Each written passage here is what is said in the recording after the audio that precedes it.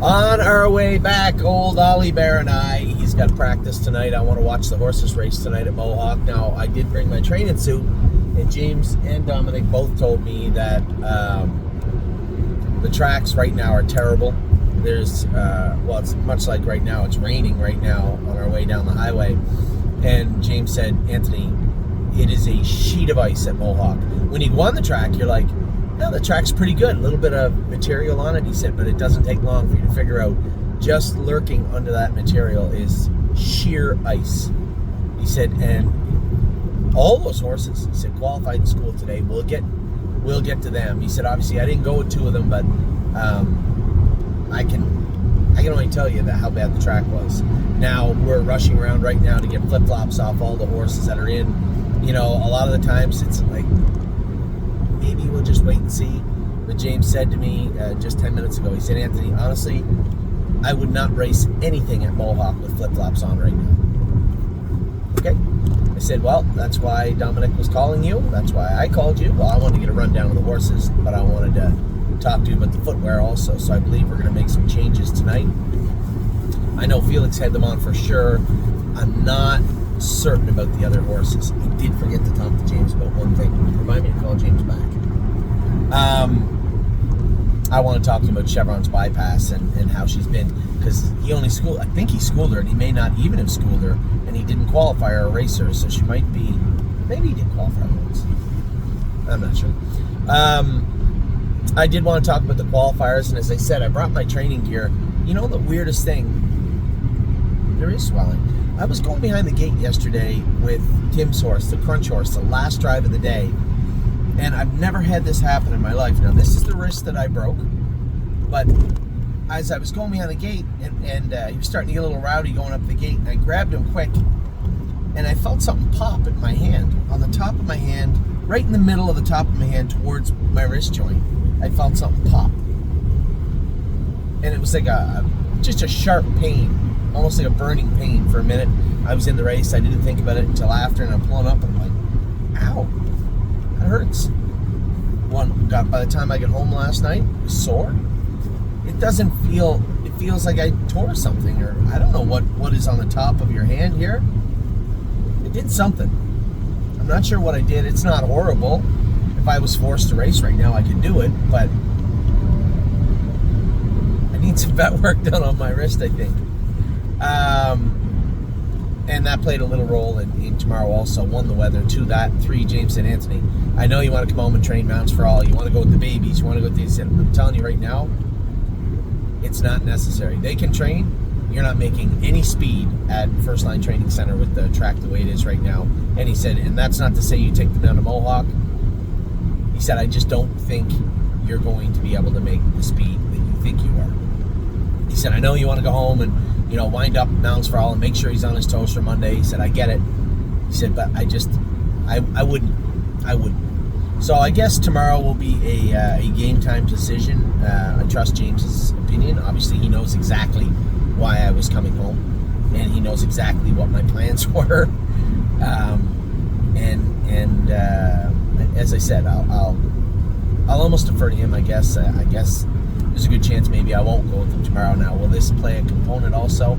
It's not bad when it's +1. How's it going to be at -10? I don't know. I don't know what the hell I did with it, but I did something. So, talking about the qualifiers today, the guys got as many jogged as they could today before it started to rain pretty hard. Front track was closed because they were worried about it falling apart, and they're correct. So there were some horses that didn't get to go out, some that weren't going to go out anyway, the castrated horses, the curbs that were cryoed. A couple of horses hit quarter cracks. So weird. I'm trying to look at it from all angles. We don't generally ever have yearlings turning into 2-year-olds that form quarter cracks. You just don't see that very often. First thing I think is that the bedding. Same bedding we always had. Same bedding every other horse has. Track is hard. Some days it's a little firm. Is that causing it? Maybe. Possibly. Now there is, some of the horses will jump on themselves when you're breaking them or starting to jog them. Chop at their feet a little bit. You gotta bandage them up and take care of them. But is something like that festering causing them? Maybe. I'm not sure.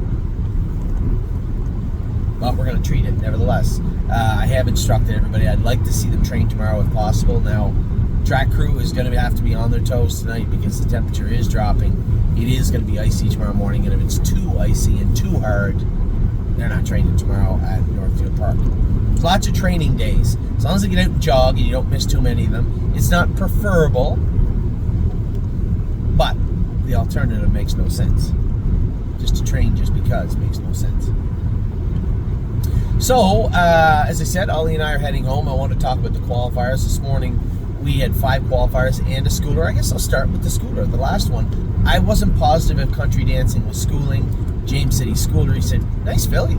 Little rolly in the turns. He said, well, that's a scouting report on her. Always has been. I said, James, even when she went at 53, I kind of had to set her up going into the turn. And once she kind of found her best footing, where she was comfortable, she was fine. But lots to offer, lots of power, and I'd love to see her there. He said, no, she was good. He said, when I went under the wire, I thought I went a mile and 2.3. Last quarter, 30 seconds, and it was good. I looked down to 1-1, 28-1. He said she was better than I thought. He said, I liked how she went, but I loved how she went, given all the factors, and then the fact that she come 28 apiece on the end of it. I was very, very happy, which I'm happy to hear. Now, we had a whole bunch of question marks qualifying today. Bluebird Tuxedo Hill, dancing by myself. Is Bluebird good enough? Would dancing by myself behave himself? Oh, he'll know. How would she be? She has flip-flops on. And how would High Hopes be? And then Arson. What did James think of Arson? I guess I'll just work my way back. Talked about country dancing. James said, Arson, he said, I said, I'd be remiss if I didn't say, time is on my side and him went out around the same time. He's looking at his 4th start. He said, I was going to ask you, he said, what's your plan there? I said, I think pretty much same as last year. Race him, give him a short break, bring him back. Race him again, look at a calendar that makes sense for us, whether it be invites or paid money events. Give him a rest again, just short rests. He said he likes them. And actually, so James and I had a conversation about that. He goes, I just thought you give them 6-8 weeks and bring them back. And I said, it's a great question. I just felt that a number of the horses we gave 6 or 8 weeks to that went out sound, it took them quite a while to get going. And it was wasted time and starts and money, quite frankly, from where I stood. And then I look at time is on my side. We just gave him a number of short breaks. He come back sharp every time, raced good every time. Now, is he an anomaly? I don't know. Not sure. But we're going to find out. Because most of our horses are on that trajectory. Now, some of the horses that already have a bunch of wins and money on their card, it makes no sense getting them ready early because you know where to race them, right? The only place you can race them is over their head. Even with aged company, right? I think Arrowhead Hannibal will do the nominators at 5, but I want to make sure he is ready to rock when I ask him to. Same as Gorgeous Package. Yeah, they have somewhere to race. A start or two. Say they come out of the gate swinging and you get out of those classes. Now what are we going to do? A little bit later for those guys. Everybody else, I'd like to try them out, see how they are. What if we win a couple of races with High Hopes or like decent filly, Ohio bred, maybe not a Buckeye filly? Probably could sell her. We're trying to have a strong stable. One that's going to go out and win races, be competitive in stake races. And for the people out there, right now it's tough. Two parts. The people that think we maybe should have moved the High Hopes last year. I'd love to see her come back and start racing well. And then we inevitably have the people that hung in there with me as partners, and the horses don't or didn't come back as good as we'd hoped. Because that will happen also. But James is not an eternal optimist. I am. And he was very optimistic about what he saw today. He said High Hopes was very good. 29 seconds on the end of it with flip-flops on that track is a hell of a mile. She's pretty well ready to go. Now, whether Dominic wants to go another qualifier with them, I'll leave that up to him and James. Sounds like they do. So we got High Hopes, who may make a start at Mohawk. Now, I'll stop right here just for a second. A number of our clients have asked about getting licensed for Ontario because they have to if they want to race there. Now would be the time. I think every horse we qualified today may make a start in Ontario. I would hope Mohawk. If they aren't Mohawk ready, worthy, then they can come back to Ohio. I think my only 2 concerns there would be Dancing by Myself and Bluebird Tuxedo Hill, maybe High Hopes. But we'll see how they qualify next week. So put it in the back of your mind, maybe start looking into getting licensed there. If you do plan on owning shares in definitely Oh Hill No from where I stand. Oh Hill No, obviously Arson, obviously Country Dancing. Dancing by Myself, I think was good. We'll talk about him. I'll jump around a little bit. We'll talk about Dancing by Myself next. He has those open-toed shoes. Mechanically, I thought that's as good as I've seen him in a while. He's climbing all over Bluebird Tuxedo Hill. He moves them over and just fizzles out. That's not like him, but that is exactly how a horse that is slipping will look. Exactly how they'll look. Climbing all over the horse in front of them, you move them over. Not only do they not go by, but they get tired almost instantaneously. And again, when you look at the track, James said it is a sheet of ice underneath the dirt. Two kinds of shoes would not be favored right now. Flip-flops and open-toed shoes. All you have to grab the track with are two little corks on the toe and no shoe at all in the middle of the foot. Just spin right off. But mechanically, he looked okay to me. I've already been racing there. I don't see any reason not to give him another shot. Bluebird Tuxedo Hill was surprisingly good. I know you see 31 seconds. James said, I don't think you understand how fast that last quarter of Arson was, how fast the last quarter of Country Dancing was, how fast the last quarter of Oh Hill No was. He said, it was not a good day at all. High Hopes. James actually said he liked her. You don't get that feedback in the observation box. There's not a lot of people stuffing notes in about how tremendously impressive High Hopes has been over the last year. I was surprised by the feedback. James said Arson was awesome. Like to see him qualify once more.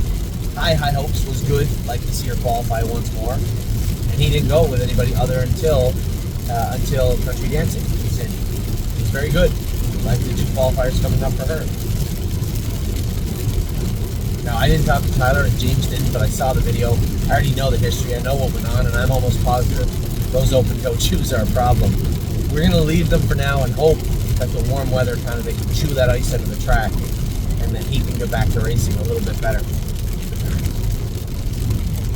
Bluebird Tuxedo Hill. That was a surprising mile. Not only did he go over the good mile, remember, Dancing by Myself been there, right? Qualified in 2-2, trained in 2-1, trained in 2-4, trained in 2-4, went out and raced. Bluebird has not done any of that. 2-6 at Mohawk with Dominic Gladue behind him has been the fastest he's ever been before today. Maybe he is coming around. Because he trotted right to the wire and put away Dancing by Myself now. I said I just spoke to you about why. Nevertheless, the why doesn't matter. He did. And Oh Hill No just got picked off on the inside. Never has done her best work on the front. She won on the front end with Aaron, but she was head and shoulders above the rest of the crew that was in there.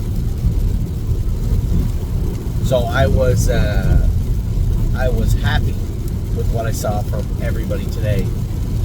One of our clients messaged me and said, Jill had messaged me and said, Anthony, is there a way we can get the qualifiers on the calendar?